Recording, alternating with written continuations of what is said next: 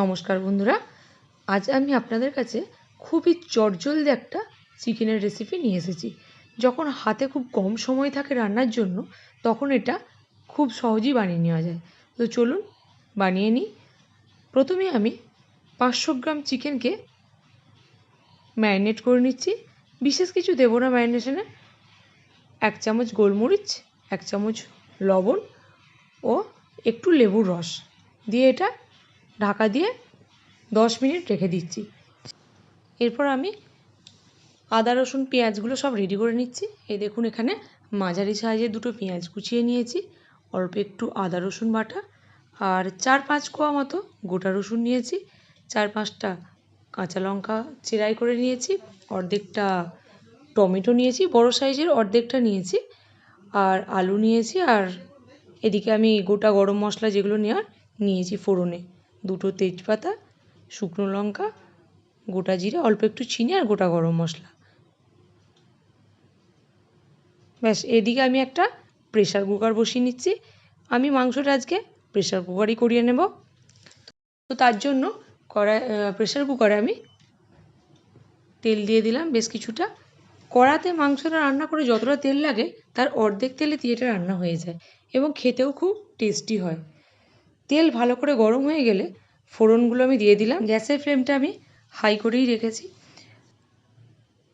ফোড়ন ভালো করে ভাজা হয়ে গেলে দিয়ে দেব কেটে রাখা রসুনগুলো। 4-5 কোয়া রসুন ছাড়িয়ে নিয়েছিলাম, সেটা আমি তেলের মধ্যে দিয়ে দিচ্ছি। তারপরে দিয়ে দেবো কাঁচা লঙ্কা, চেরাই করা কাঁচা লঙ্কাগুলি।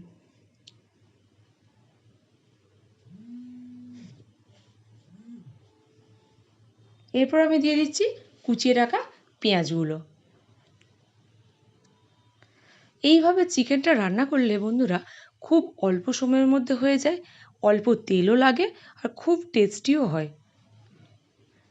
এইভাবে আমি পেঁয়াজটাকে ভেজে নিচ্ছি। পেঁয়াজ খুব লাল মতো করে না ভাজলেও চলবে, হালকা করে ভেজে নিলেই হবে। এইভাবে চিকেন রান্না করলে খুব অল্প সময়ের মধ্যে রান্নাও হয়ে যায় আর খেতেও টেস্টি হয়।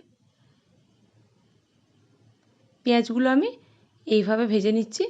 পেঁয়াজ ভাজা হয়ে গেলে দিয়ে দেব টমেটো কুচি ও অল্প একটু লবণ, যাতে ভালো করে গলে যায়। তারপর আমি দিয়ে দেব আদা রসুনের পেস্ট। যেহেতু আমি রসুন একটু কুচি ব্যবহার করেছিলাম, গোটা রসুন, তাই এখানে অল্পই রসুন বাটাটা দিচ্ছি। দেখুন বন্ধুরা, আমার কিন্তু প্রেশার কুকারের গায়ে খুব বেশি তেল লেগে নেই, তাই অল্প তেলেই আমি এটা রান্না করে নিচ্ছি। এরপর 2 মিনিট কষিয়ে দিয়ে দিচ্ছি ঘরোয়া মশলা। 1 চামচ হলুদ গুঁড়ো, 1 চামচ জিরে গুঁড়ো, 1 চামচ ধনে গুঁড়ো ও 1 চামচ লঙ্কার গুঁড়ো। এবার আমি অল্প একটু জল দেব।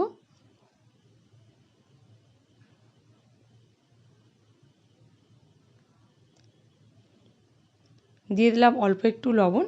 এভাবে ভালো করে কষিয়ে নিয়ে দিয়ে দিচ্ছি এবার চিকেনগুলো। আমি শুধুমাত্র এখানে চিকেনটাই দেবো। চিকেন দিয়ে ম্যারিনেশন করার জন্য যে জলটা ছেড়েছিল সেই জলটা আমি আর দিচ্ছি না। দিয়ে ভালো করে মিশিয়ে দিয়ে আলুগুলো দিয়ে দেবো ও পরিমাণ মতো জল দেবো। চিকেনটা আর দিয়ে ভালো করে মশলার সাথে কষানোর কোনো প্রয়োজন নেই, শুধু একটু ভালো করে মাখিয়ে নিলেই হবে। যেহেতু আমি এটা চটজলদি চিকেন বানাচ্ছি, তাই এটা খুব ভালো করে কষানোর দরকার নেই। দিয়ে দিলাম পরিমাণ মতো জল ও অল্প লবণ। যেহেতু আমি আগেই লবণ দিয়েছিলাম, তাই এটা আপনারা টেস্ট করেই দেবেন। আর দিয়ে দেবো 1 চামচ, ছোট্ট চামচের 1 চামচ কাশ্মীরি লঙ্কার গুঁড়ো, যাতে রঙটা ভালো আসে।